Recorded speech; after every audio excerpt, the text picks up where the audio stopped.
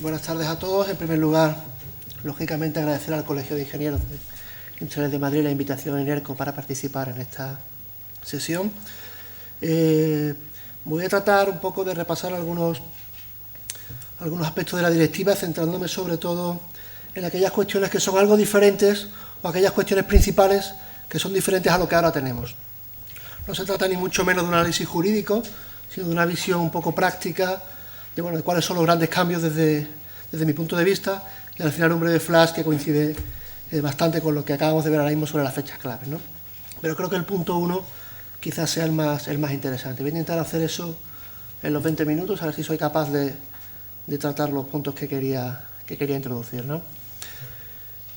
Aunque es un poco, hay una obviedad, ¿no? Al tratarte de tantas directivas y refundir en una única directiva tantas directivas tan importantes, pues lógicamente eso va a introducir una serie de cambios en la normativa y una serie de cambios en los requisitos y criterios ambientales que aplican a las instalaciones hoy en día, tanto en un marco general como el de la IPPC, como en marcos sectoriales, las instalaciones de combustión, incineración de residuos, disolventes, titanio. Y he querido empezar, sin entrar en detalles de las definiciones que incorpora la directiva, por recoger referencias, no es tan detallada, solo alguna vez aparece la referencia, pero de algunas definiciones, y de aquellas definiciones que son nuevas o definiciones que tienen cambios importantes, ¿no? Esto da una idea de los aspectos que de verdad son luego importantes a la hora de analizar e interpretar la directiva, y da una idea de lo que en el pasado ha sido conflictivo o no ha sido, aplicado conforme a la Unión Europea pensaba que iba a aplicarse. Digo, no se trata de profundizar en cada una de estas definiciones, sino solo en repasar cuáles son las nuevas definiciones, porque creo que son la clave de después lo que es el artículo de la directiva. La primera de ellas, ya ha quedado claro en la exposición anterior, es el reforzamiento de mejores técnicas disponibles, y ahí he querido poner en rojo la diferencia de la definición respecto a la definición anterior. Es muy sutil, pero a la vez muy importante. Las mejores técnicas disponibles, como todos sabéis seguramente, en la fase más eficaz y avanzada, que demuestran la capacidad práctica de determinadas técnicas para constituir, y ponía en principio la base de los valores límites de emisión. En principio ha sido tachado, ya no es en principio, sino ya es, digamos, prácticamente el único criterio, con esas excepciones que después comentaremos un poco. Y también hay un matiz, no solo para valores límites de emisión, sino para cualquier otra condición del permiso que no sea valor límite de emisión, aspecto que también creo que puede tener relevancia.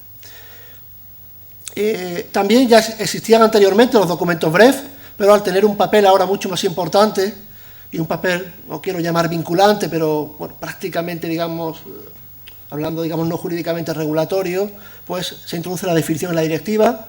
Aparece la novedad sobre las conclusiones de mejores técnicas disponibles, que van a ser el documento oficial donde se van a recoger lo que llamamos niveles de emisión asociados a las mejores técnicas disponibles. Aparece el concepto de técnica emergente, que si bien en los BREF anteriores aparecían como un anexo ahí al final de por dónde podían ir las tecnologías, evolucionar las mejores técnicas disponibles, ahora aparecen en definición porque tienen una implicación en la medida que pueden, en cierta medida, probarse en las instalaciones temporalmente para demostrar si realmente es una alternativa a la mejor técnica disponible con un coste más reducido. Se refuerza claramente el papel de la contaminación o el análisis de contaminación de suelo y aguas subterráneas en la directiva, y aparece el informe de la situación de partida, que a muchos nos recuerda al informe preliminar de situación del Real Decreto de Suelos Contaminados Nacional, que después introduciré alguna cuestión al respecto. Me van a permitir que alguna de las cosas que cuente la deje como interrogante, porque realmente no, a día de hoy, no tengo esa respuesta, porque quizás o no haya encontrado una respuesta o todavía no esté claro. Aparece la definición de inspección medioambiental en cuanto al papel que la directiva refuerza estas inspecciones y las hace obligatorias claramente. Aparece la definición de chimenea, que uno puede pensar que es una cuestión bastante simple, pero los que han trabajado en la directiva de las instalaciones de combustión en el pasado pues saben que puede dar bastante juego esa definición en cuanto a los valores límite que pueden aplicarse en los casos en el que una chimenea tenga varios conductos que están en su interior, o incluso varias unidades térmicas conectadas a esa chimenea.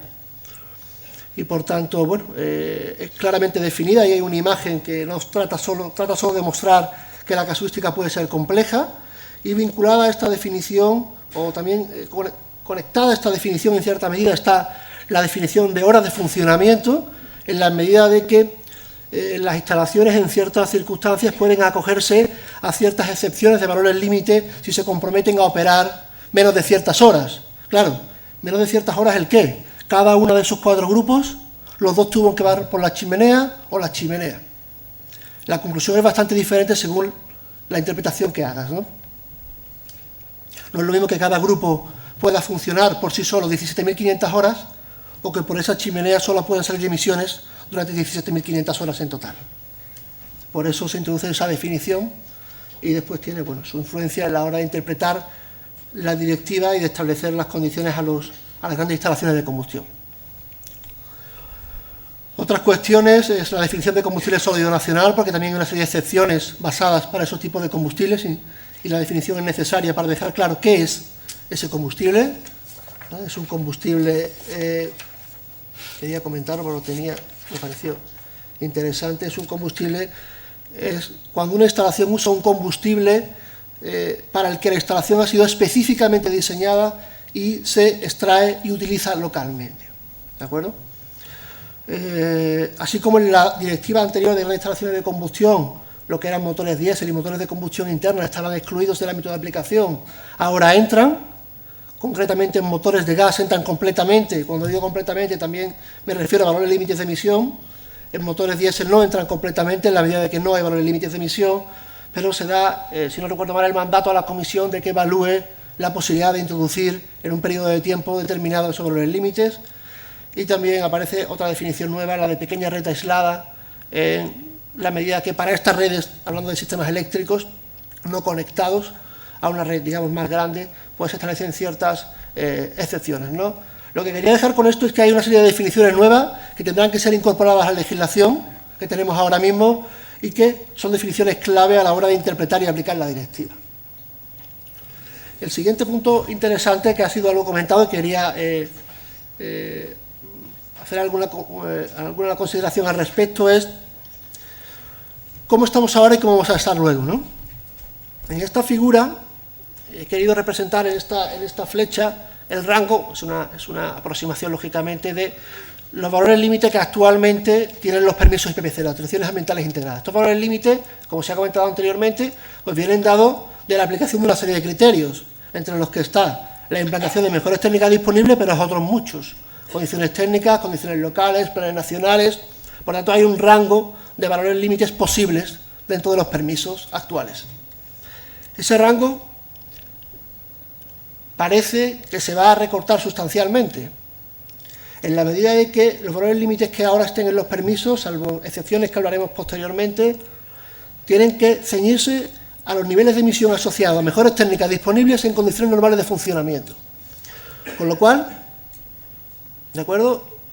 Estos serán los niveles de emisión máximos, la franja esta verde de aquí abajo, que podrán estar en el permiso en condiciones normales de funcionamiento, y las emisiones superiores a estas serán bien por una excepción muy particular que luego hablaremos, o porque se trata de condiciones de funcionamiento normal.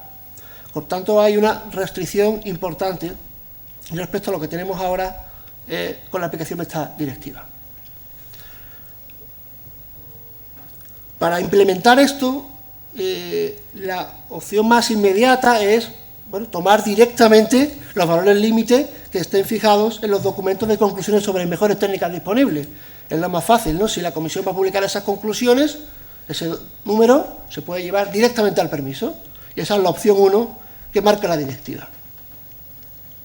Que es esta opción de aquí. Si la franja marcada en verde es el rango de niveles de emisión asociados a mejores técnicas disponibles, lógicamente en condiciones normales de funcionamiento y en unas condiciones de tiempo, condiciones de funcionamiento o de operación establecidas, pues fijar un límite, que es la línea roja, dentro de esta franja. Por tanto, sería fijar valores límites de emisión en el permiso no superiores a los establecidos en las conclusiones sobre MTDs.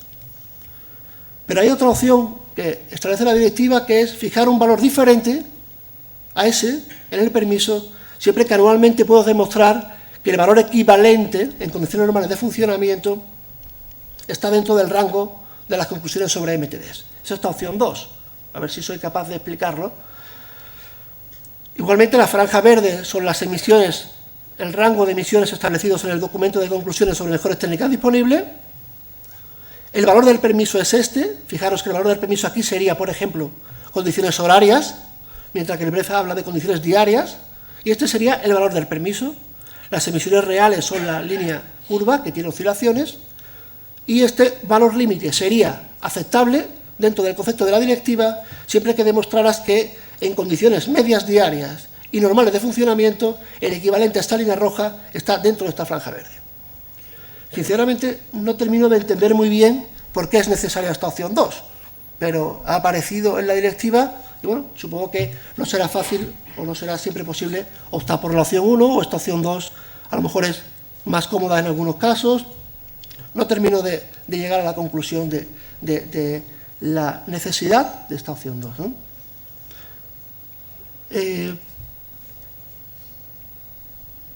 Bueno, aquí aparece alguna cuestión en relación con las técnicas emergentes, de la posibilidad de tener excepciones al cumplimiento de sus valores límites durante 9 meses en caso de que esté ensayando técnicas emergentes. Es una cuestión también novedosa.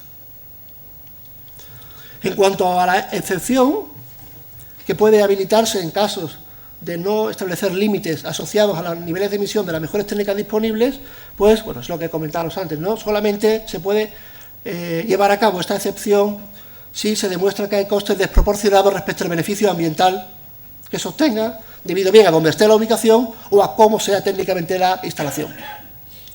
Hay un matiz, para mi punto de vista, bastante importante, que esa excepción debe ser documentada claramente en el permiso y registrada por parte de la Administración a la hora de otorgar el permiso, lo cual, bueno, puede introducir cierta complejidad para que la Administración pueda, la Administración de las comunidades autónomas, que al fin y al cabo son los que otorgan estos permisos aquí, pueda, digamos, bueno, ratificar y firmar ese tipo de excepciones, ¿no? Habrá que ver un poco cómo debe de manejarse. Esta cuestión puede ser quizás especialmente importante en la renovación de autorizaciones de instalaciones existentes que sí tienen esa flexibilidad otorgada por la directiva anterior y que más tarde, más temprano, van a tener que enfrentarse a una renovación en el marco de esta directiva. Otra cuestión es que en el pasado hubo algunas circunstancias en las que aquellas instalaciones que no trataban las aguas que producían dentro de su instalación, sino que las enviaban a una depuradora externa, hubo alguna dificultad o alguna complicación a la hora de fijar límites a la salida de esa instalación o no, en la medida de si exigir límites muy restrictivos o no a la salida de la instalación, cuando no parecía muy lógico, ya que iban a ser tratados fuera. Con lo cual, yo creo que la directiva en esto es una mejora interesante que habilita a que cuando las instalaciones traten las aguas fuera de su, digamos, de su límite de batería, pues eso se tenga en cuenta a la hora de fijar el permiso y no tengan que fijarse permisos muy restrictivos a la salida de la planta, sino a la salida de la depuradora, porque además las depuradoras de este tipo pasan a estar dentro del ámbito de la directiva que antes no estaba. En cuanto al proceso de revisión, pues prácticamente ya se ha comentado antes, cada 4 años, una vez que se aprueben las conclusiones del BREF de actividad principal.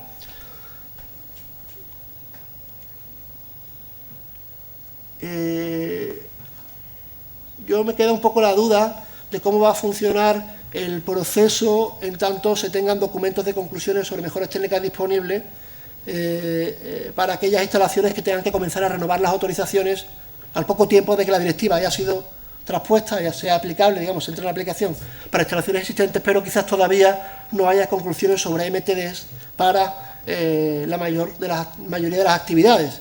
Porque si bien es verdad que la directiva introduce alguna reflexión al respecto, no queda muy claro de cómo va a ser ese juego y creo que es importante a lo mejor en la transposición indicar algo al respecto, ¿no?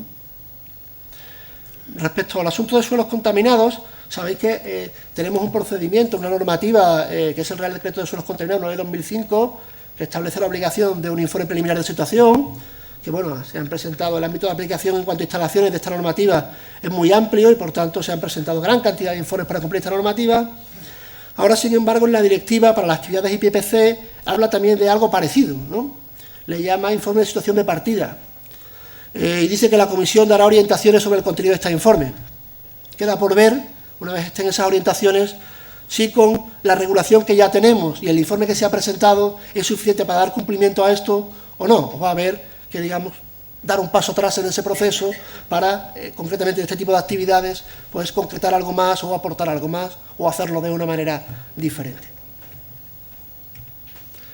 Quería, para terminar, y ajustándome a los 20 minutos, hacer alguna consideración sobre la afección a grandes instalaciones de combustión. No sé si esta transparencia quizás sea un poco complicada de ver, pero voy a intentar simplificarla, ¿no? En la parte superior tenemos el ámbito, o digamos las diferentes casuísticas que hay para las grandes instalaciones de combustión en base a la normativa actual de las instalaciones de combustión. Teníamos unas instalaciones anteriores al 87 que básicamente se acogieron a un Plan Nacional de Reducción de Emisiones o optaron por operar 20.000 horas en un periodo, sin tener que estar en ese plan.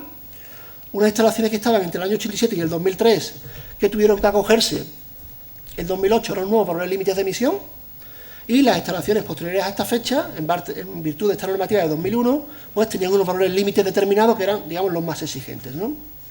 El Plan Nacional de Reducción de Emisiones, que aquí estaba establecido, tenía una serie de actuaciones previstas hasta 2016, en algún caso 2018, y después era una continuidad, un mantenimiento, llamémosle así, en esos niveles, ¿no? En esos niveles de emisiones que a la vez se veían desde el punto de vista global.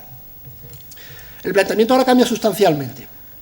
Por una parte, el paquete de instalaciones, desde las más antiguas hasta las del año 2003, y simplifico mucho las fechas para no complicar, tienen la opción de acogerse una vez más a un plan nacional transitorio, pero no un plan nacional transitorio, digamos, que va a llegar a una situación de burbuja para siempre, sino con un objetivo de alcanzar unos valores límites individuales en el año 2020. Con lo cual hay un salto importante respecto al planteamiento que este tipo de instalaciones tenían en el plan nacional anterior. ¿De acuerdo? Hay una serie de excepciones o de matices que no tengo tiempo de comentar, además son bastante farragosos, ¿no? Las instalaciones comprendidas entre el año 2003 y prácticamente la fecha de entrada en vigor de la directiva,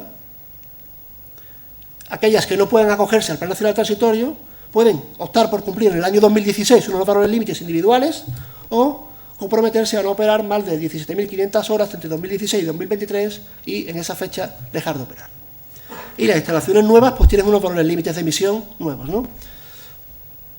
Quiero poner, bueno, aquí están las fechas para las que pueden ir, y para terminar quiero poner un ejemplo sobre qué puede suponer esto, ¿no? Y bueno, he puesto el ejemplo, uno cualquiera, para todos se replica bastante parecidamente, ¿no? Si pensamos en un grupo de carbón que estuviera en el plan nacional actual, perdón,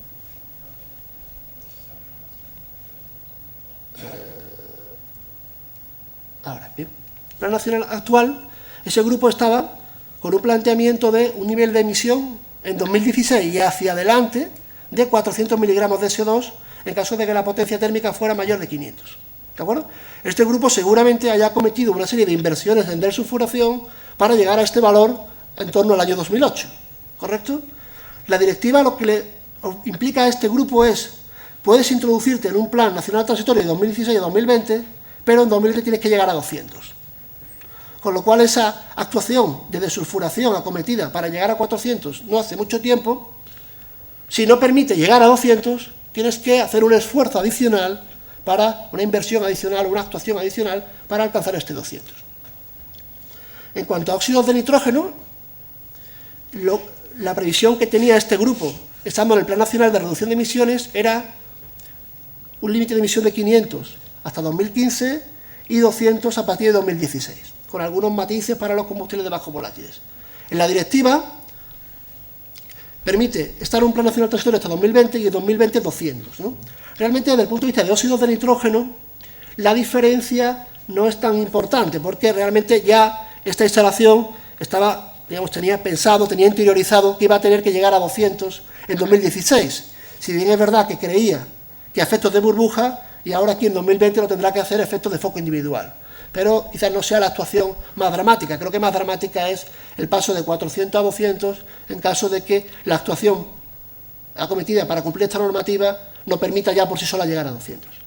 Igualmente en partículas. Este grupo estaría en el plan nacional con un valor límite de emisión de 50, en teoría con un horizonte de 50 continuado en el tiempo sin reducción, y con esta directiva en 2020 tiene que alcanzar individualmente cada foco un valor límite de emisión de 20, ¿no? Lo cual también puede suponer una inversión, una actuación de modo significativa, ¿no? Esto se podría replicar el ejemplo para combustible líquido, combustible gaseoso, instalaciones de refino, bueno, para todas aquellas instalaciones afectadas por el ámbito de aplicación más grande de instalaciones de combustión. En resumen, la incidencia que tiene esta normativa sobre la instalación de combustión es bastante significativa y bastante más allá de las previsiones que se tenían en la aplicación de la directiva anterior. Todo eso pues conllevará, entiendo, a las compañías a tomar decisiones sobre qué grupos pueden mantenerse, digamos, sin tener que acogerse a ese escenario de 17.500 horas que permite eximirse de este tipo de obligaciones, ¿no? Y por mi parte tenía alguna cuestión más, pero bueno, finalizado el tiempo, si después el debate será algo más. Gracias.